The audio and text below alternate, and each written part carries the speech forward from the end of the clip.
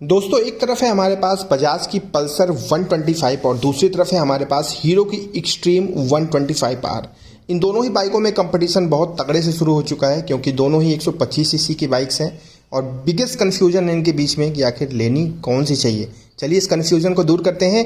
आपसे रिक्वेस्ट करूंगा कि वीडियो को लाइक और चैनल को सब्सक्राइब आप जरूर करिएगा। सबसे पहले हम बजाज पल्सर 125 में वेरिएंट्स देखते हैं। इसमें दो वेरिएंट आते हैं, कार्बन फाइबर एडिशन आता है और नियॉन एडिशन आता है। मैं बात करूंगा कार्बन फाइबर एडिशन की क्योंकि इसकी एक शोरूम प्राइस है 90,771 रुपये, 90,771 रुपीज़। वहीं पर हम हीरो एक्सट्रीम 125R की बात करते हैं। इसमें भी दो वेरिएंट आपको मिलते हैं, एक IBS और एक जो है ABS के साथ आता है। IBS की एक शोरूम प्राइस 95,000 और ABS की एक शोरूम प्राइस है 99,500 रुपए। ठीक है, तो क्या लगता है हमें किससे कंपैरिजन करना चाहिए? मेरे हिसाब से जो है कंपैरिजन हम इसके IBS वाले वेरिएंट से करते हैं क्योंकि ABS वाला जो वेरिएंट है वो तो थोड़ा अपर हो जाएगा, ऊपर चला जाएगा। तो IBS वाले मॉडल से हम करते हैं, फिर भी 5,000 रुपये, लगभग 4,500 या 5,000 रुपये महंगी पड़ेगी हीरो एक्सट्रीम 125R। देखते हैं इन पैसों में हमें क्या एक्स्ट्रा मिलता है। चलिए हम आते हैं इनके इंजन्स पे, तो देखते हैं कि यहाँ पर जो इंजन में पावर आउटपुट है वो दोनों ही बाइकों में लगभग सेम है, लेकिन किसी एक का अगर पिक करें तो बजाज पल्सर 125 में इंजन से जो पावर आउटपुट है वो थोड़ा सा ज़्यादा है हीरो एक्सट्रीम 125R से। और टॉर्क में भी यही दशा है, टॉर्क भी थोड़ा सा ज़्यादा आपको मिलेगा पल्सर 125 सीसी में। अब हम इनके ब्रेक्स पे आते हैं, देखते हैं किसका ब्रेक ज़्यादा अच्छा है। तो दोनों में ही आगे आपको 240 mm का डिस्क मिलता है और पीछे 130 mm का ड्रम ब्रेक कंपनी लगा कर देती है। और दोनों में ही IBS मतलब CBS या IBS दोनों में वर्किंग पोजीशन पे है। लेकिन अगर आप ब्रेकिंग में थोड़ा सा एडवांटेज लेना चाहते हैं तो आप हीरो एक्सट्रीम 125R का ABS मॉडल ले सकते हैं, जो कि 4,000 रुपये और महंगा पड़ेगा, जिसमें आगे वाले डिस्क की साइज़ बढ़ के 276 mm हो जाएगी और प्लस उसमें ABS आ जाएगा। मतलब ये है कि जो आपका जो एक्सपीरियंस है ब्रेकिंग का ना, उसमें बहुत कॉन्फिडेंस आपको मिलेगा। अब हम आते हैं इनके सस्पेंशन पे, तो देखिए यहाँ पर टेलीस्कोपिक सस्पेंशन मिलता है बजाज पल्सर 125 में। वहीं पे हीरो एक्सट्रीम 125R में मिलता है कन्वेंशनल फॉर्क। पीछे की तरफ ट्विन गैस शॉक मिलता है पल्सर 125 में।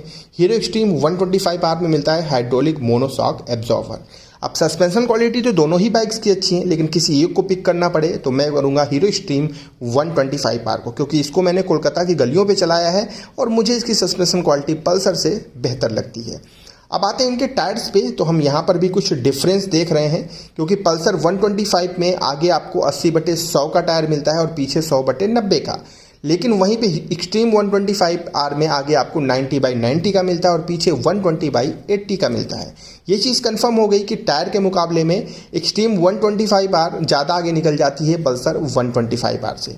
ठीक है, इसके बाद हम आते हैं इनके डायमेंशन पे, तो देखिए जो ग्राउंड क्लियरेंस है पल्सर 125 सीसी का वो 165 mm है, जो कि इंडियन रोड्स के हिसाब से परफेक्ट है, कोई दिक्कत नहीं है। लेकिन एक्सट्रीम 125R में एडवांटेज है कि इसका ग्राउंड क्लियरेंस 180 mm है, जो कि बहुत परफेक्ट है। वजन की अगर मैं बात करूं तो पल्सर 125 सीसी 142 किलोग्राम की है, एक्सट्रीम 125R 136 किलोग्राम की है। यानी कि इनके जो वजन है इसमें लगभग 6 किलोग्राम का फ़र्क है। 6 किलोग्राम पल्सर ज़्यादा जो है वजनी है। फ्यूल टैंक कैपेसिटी की बात करूं तो एक्सट्रीम 125R में 10 लीटर का फ्यूल टैंक लगा है, लेकिन पल्सर 125 में 11.5 लीटर का फ्यूल टैंक लगा है, यानी कि 1.5 लीटर फ्यूल टैंक कैपेसिटी भी ज़्यादा है। दोनों ही बाइक्स में फुली डिजिटल मीटर कंसोल मिलता है। दोनों ही बाइक्स में साइड स्टैंड इंटरलॉक मिलता है। लेकिन जो ब्लूटूथ कनेक्टिविटी एडवांस फीचर है वो आपको बजाज पल्सर 125 में अपडेटेड है, जो कि एक्सट्रीम 125 में लेटेस्ट आने ही वाला है। ठीक है, मोबाइल चार्जर की मैं बात करूं तो दोनों ही बाइक्स में मोबाइल चार्जर मिलते हैं। लेकिन अब यहाँ पर एक चीज़ और है कि एक्सट्रीम 125R में आगे आपको फुली LED हेडलाइट मिलती है, जो कि पल्सर 125 सीसी में नहीं मिलती। साथ ही साथ एक्सट्रीम 125R में आपको हैजर्ड स्विच मिलता है, जो कि आपको पल्सर 125 में नहीं मिलता। दोनों का माइलेज सेम है, 50 से 55 का माइलेज आप निकाल सकते हैं इको स्पीड में। लेकिन किसी एक को पिक करना चाहें तो आप एक्सट्रीम 125R को कर सकते हैं। इसका माइलेज आपको थोड़ा सा बेहतर देखने को मिल सकता है पल्सर 125 से। अब प्रश्न ये उठता है कि हमें दोनों में से लेनी कौन सी चाहिए। तो मैं आपको एक बात बता दूं कि पल्सर 125 सीसी जो आती है ये सेम पल्सर 150 सीसी या पल्सर 180 सीसी की तरह ही दिखती है, एक अपने क्लासिक लुक के साथ आती है। तो अगर आपको पल्सर की ब्रांडिंग चाहिए तो नो डाउट आंख बंद करके आप पल्सर 125 ले लीजिए।